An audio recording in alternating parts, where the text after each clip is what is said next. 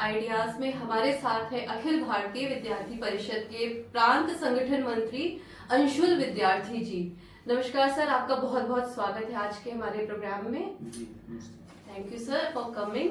And sir, आपसे जैसे कि इसके नाम से ही प्रतीत होता है अखिल भारतीय विद्यार्थी परिषद, तो विद्यार्थी परिषद है तो आपके साथ बहुत सारे युवा जुड़े हुए होंगे और मुझे लगता है आप उनके जरूरी प्रेरणा स्रोत होंगे। तो ये अखिल भारतीय विद्यार्थी परिषद की नींव कैसे पड़ी सर, आप इसके बारे में कुछ प्रकाश डालिए। देखिए, अखिल भारतीय विद्यार्थी परिषद विश्व का सबसे बड़ा छात्र संगठन है जी। और आपने कहा कि हमारे साथ जुड़े नहीं, बल्कि हमारे संगठन के साथ बहुत सारे छात्र छात्राएं और प्राध्यापक जुड़े हुए हैं जी। और हमारा जो उद्देश्य है वो राष्ट्रीय पुनर्निर्माण की संकल्पना को लेके विद्यार्थी परिषद शिक्षा क्षेत्र में काम करता है। जी जी। और उसके आधार पर हम समाज निर्माण और राष्ट्र निर्माण में अपनी भूमिका का निर्वहन करते हैं, क्योंकि परिषद ये मानती है कि छात्र कल का नहीं अपितु आज का नागरिक है। बिल्कुल सही है।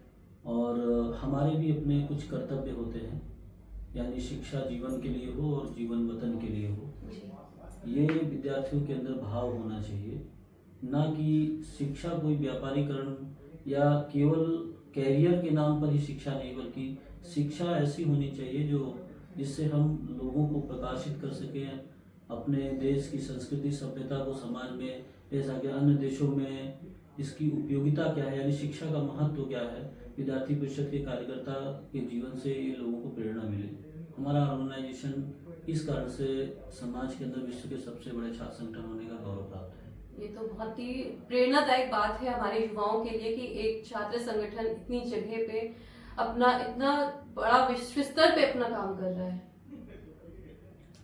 और आपने एक विषय बोला कि इसकी नींव कैसे पड़ी, तो आप सब लोगों को इतिहास अगर ध्यान हो तो यानी 1947 से पहले आप देखेंगे तो छात्रों और युवाओं की जो भूमिका थी वो देश के लिए उन्होंने अपना सर्वस्व न्यौछावर किया है। यानी हम भगत सिंह की जब उम्र देखते हैं और जिस समय वो देश के लिए बलिदान हुए तो उम्र 23 वर्ष थी। यानी उस समय के छात्रों युवाओं के सामने जो विषय था वो देश के लिए समर्पित था। और उसके बाद ये लगा कि जब देश आज़ाद हो गया तो भी छात्रों के सामने कुछ ऐसे उद्देश्य होने चाहिए, कार्य होने चाहिए देश कि उनको कोई सकारात्मक, यानी जो युवा उल्टा करेंगे तो वायु होता है जी।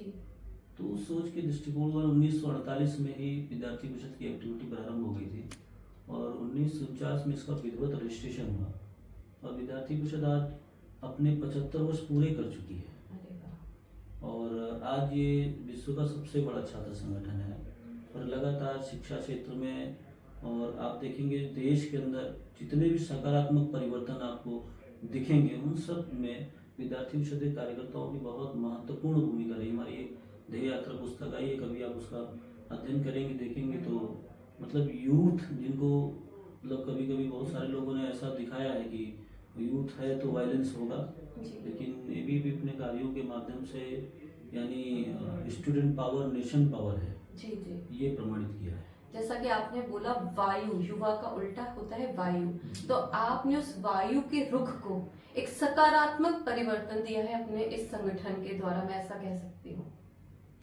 कि हमारे यहाँ जो प्रत्येक कार्यकर्ता है जी, उसके अंदर इतनी ऊर्जा है कि वो लगातार देश में समाज में अपनी भूमिका का लगातार वो निर्वहन करते रहता है जी जी।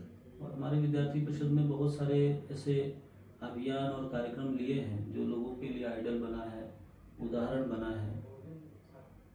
और अभी एक समय जब थोड़ा अपराध बढ़ा महिलाओं के लिए तो विद्यार्थी परिषद ने मिशन शक्ति चलाया। अच्छा। यानी उसमें 7 दिन हम छात्राओं को आत्म सुरक्षा का ट्रेनिंग देते थे जी जी। और एक मेगा शो बड़ा करते थे।